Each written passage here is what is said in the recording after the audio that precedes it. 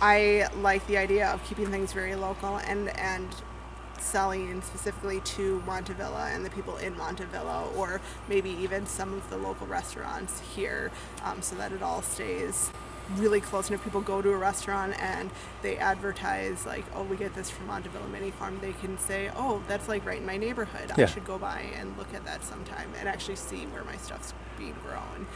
Yeah. Cool. In Wisconsin, which is where we came from. Yeah. I grew for 5 years. Okay. Every year was a little bit more. So like my first year in Wisconsin, I had about the equivalent of 3 of these boxes. And then the year after that, we put in another 7. And then the year after that, we cleared out a big swath of land that I just planted directly into the ground. And just every year we kind of built until our final year, our 5th year living in that house, had no front yard or backyard. Just all garden. Nice. And that year I never had sold there. That was always for us. By the final year was the first time that I'd grown too much for us to personally eat. So that's kind of when I was like, okay, I'm successful enough at this that now I want to take that next step into selling to others. And this land and just the lot size of this is almost double what I had there. So I'm just growing on a lot larger scale here. And from what I even have right now, I feel like I'm going to be able to maximize the space and get approximately 4 times what I'm currently growing, hopefully next year, and then I'll have a lot more to sell. Yeah. So coming in, I decided that this year, because I'm still working as a personal trainer in addition to doing this, and because we got in at the end of February, beginning of March, and had to build all of this, that things got put into the ground late, things got started from seed late. I thought that things probably weren't going to do super well, that I would have stunted crops, things like that. And so I figured this is going to be my test year. I'm just going to see how things grow here, learn about, what problems in terms of pest and disease I might have here, and what grows well and what grows poorly. And things just kind of took off. I wasn't planning on selling anything, and then when I started to get so much that we couldn't use it ourselves, I decided to start up the Montavilla Mini Farm Facebook page, and I kind of shared that with some of the other Montavilla pages, like Montavilla Gardeners and the Neighborhood Association and things like that, to kind of get my name out there, and now have a decent number of followers, close to 200. So when I post that I have this for sale or that for sale, I have people to come and buy it from me, which is just a really nice bonus for what is supposed to be a test year. Yeah, very cool. I feel like a lot of times when I have people that come by to either just tour or buy things, I get a lot of feedback on how things grow here, especially when I let people know my story and how I'm new to the area. They'll let me know, oh, this grows well here, this doesn't. I've had issues with this pest problem or this disease, and this is how I take care of it, things like that. So it's very helpful. And I've made a decent number of connections with people from like mile marker 5. Milepost 5, yeah. Milepost 5. Yeah. Also, the people from Blank Slate and things like that who want to use my produce or can connect me with other people who might want to. So it's been people in the community have been very helpful. Good, okay. Yeah. Awesome. Cool. What brought you to Oregon? The weather, actually. It's good growing here. And we wanted to move someplace where I could do this. Yeah. My husband's a nurse, so he can work anywhere. So it was, where can I be successful at farming? And of the places we looked at that had the type of climate that we were looking for, we liked Portland the best, like the city itself. Right. Yeah. We're also avid bikers and things like that, so it's a good biking city, and yeah, it's really fun here, and I'm enjoying it a lot. Cool. So, Cool. yeah. Okay. So my first box is cucumbers. Specifically, I grow lemon cucumbers, and they are kind of on their way out near the end of the growing season. Okay. But there are a few on here. So like here's a little one, just little baby ones that may or may not become big enough to actually harvest anymore this year. Okay. But that's what they look like approximately. And then my next row is the Butternut Squashes, which is the most amazing looking bunch of produce that I have going Right, now. they're beautiful. And I've had a lot of people ask about them and want to get them, but I want to keep them on the vine as long as possible because they sweeten up the longer they're there. So there's quite a few of those. The last time I counted, I believe that there was close to 30 of them. Oh, wow. So Are you people claiming them? Like, you can put your name out with a Sharpie? Not yet. Okay. No, not yet. I figure first come, first serve once I post it. Okay. But they're just really fun to look at, especially the ones beautiful. that are just like straight up hanging down off of the cattle panels there. Yeah. Beautiful. Yeah, the next row was originally Turban Squashes, which did not transplant well. I have a lone Turban Squash hanging out down here. So the rest of it were tomatoes that essentially people didn't want, that they'd put out on the curb saying, oh, these are free tomatoes, and I planted them in here. They're doing all right. Most of them are just little cherry tomatoes. And then Oh, these guys? Yeah. Cool.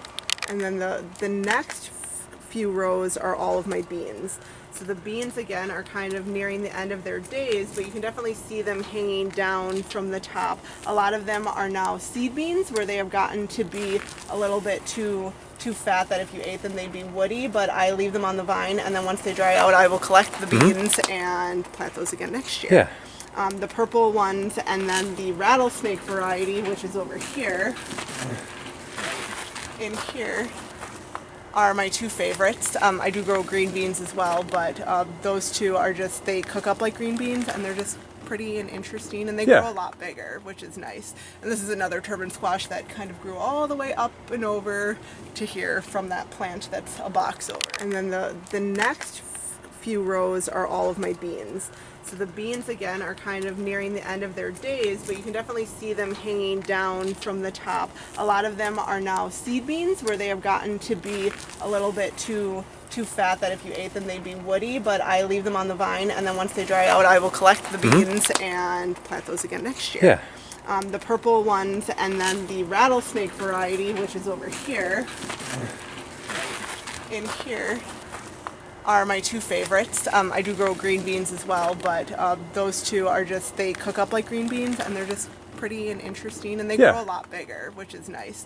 And this is another turban squash that kind of grew all the way up and over to here from that plant that's a box over. Nice. They Wow. spread. So this is a row of Brussels sprouts that will hopefully grow. This being my first year in Oregon, we will see how winter crops go. So hoping that the Brussels sprouts will do well. I grow a couple different kind of beefsteak tomatoes. This one's starting to ripen here. I grow black creme. There's one that's called black creme turned purple. So they're pretty, and those are like the ones you see in the grocery store in the heirloom section a lot. And then I have a pineapple tomato that's ripe when yellow. So that one, everyone always asks, is that one actually ripe? And it is. And then more of a traditional beefsteak tomato that looks like your standard grocery store tomato. Yeah. And then there's a few different types of paste tomatoes in here as well, like Roma tomatoes and San Marzanos, which are slightly bigger than a Roma tomato, that are good for making pastas and things like that. My other boxes that are things that do not need trellises to climb. Some of the spaces are from where there were other plants at some point that have since been done growing, and so they got cleared out. I'm trying to plant new things that will grow in the fall / winter, but again, new for me, so we should see how they grow. But what I still have growing here is some pretty chards. There's the orange and the red. They're some of the most attractive plants to cook with because they keep their color. I do have some tomatillos, which got in the ground late, so they're a little undersized. We'll see if they ripen up in time. And then a ground cherry plant, which a lot of people have not ever heard of, but ground cherries are amazing. They're these little guys that kind of fall off the plant, and when they fall onto the ground, that's how you know they're ready. And if you open them up, there's this little cherry inside. Oh, cool. And that's the part that you eat. Nice. And it's delicious. So I do have my row of corn growing here, which is a first time for me. The wind did knock a couple of them over, but they're doing really, really well. Something that not everyone realizes, that corn kind of comes in phases. So there's an initial ripening row of cobs that are usually more towards the top of the plant, and then all of a sudden, a few weeks later, another cob will become ready. So I've harvested the first round, and the next round will probably be harvestable in another couple of weeks. Yeah. and they're really good, and they're doing super well for me for being my first time growing them. Yeah. Yeah. And this box is my kale, which I had quite a few people come over today and buy. So the dino Nice. kales are a little, they just have baby leaves on them right now. But that's dino or lacinato kale is this one. And then this is a purple kale, which is just one of the most attractive kale plants that I think there is. Yeah, it's beautiful. That's why I grow that one. And I like how they look. They look like little kale trees, right? Yeah, There's right. different ways of pruning them, and I specifically prune them this way so that they grow tall and are fun to look at. We have a lot of kids that'll come by and do little tours, and they like the kale trees quite a bit.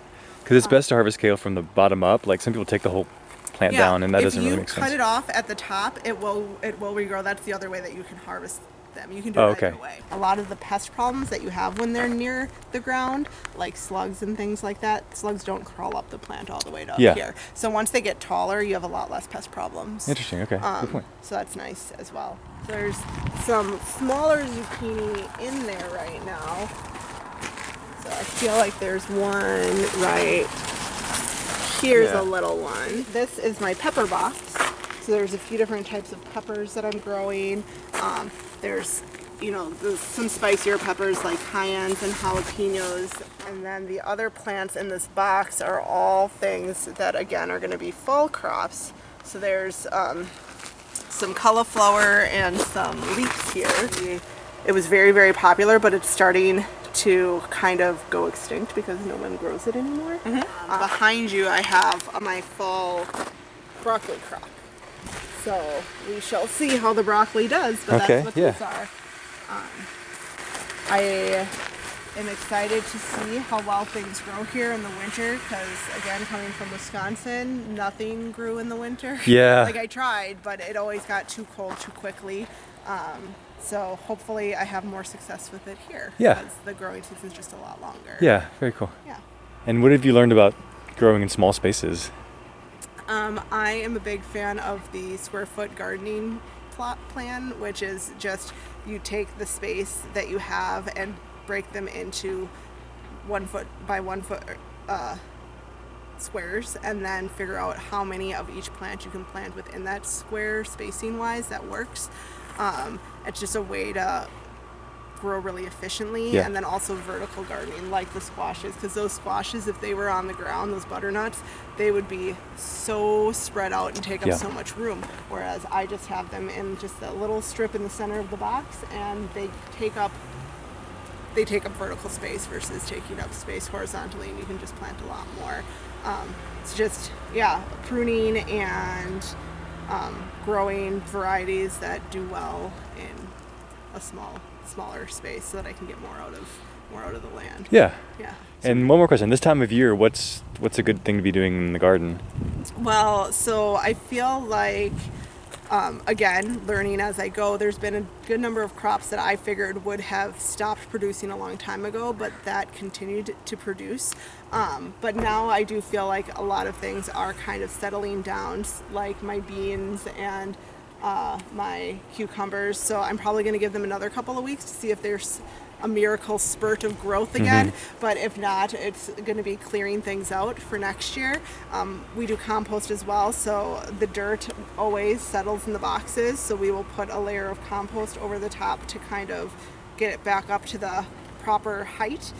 We may not have produced enough compost to be able to do that, so I may have to order some of that this year. But that's something that happens at the end of the growing season, and then just learning, for me, it's planting the fall crops and seeing how they do. I also have a greenhouse that I will be trying to start seedlings in for the more winter crops. Still need to get some, I don't know for sure if I'm going to do cold frames or some other type of covering so that I can extend the growing season as well. Cool. So just kind of doing a lot of research about those things to get prepared for the colder days ahead. Yeah, nice. Very cool. Well, thanks for your time. Thank you.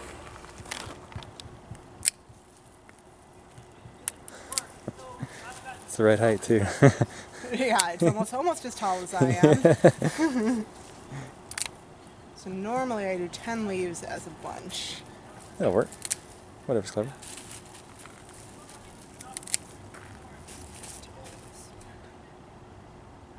One more. Does that look like a good amount? It certainly does. Like a bouquet. Yeah, exactly.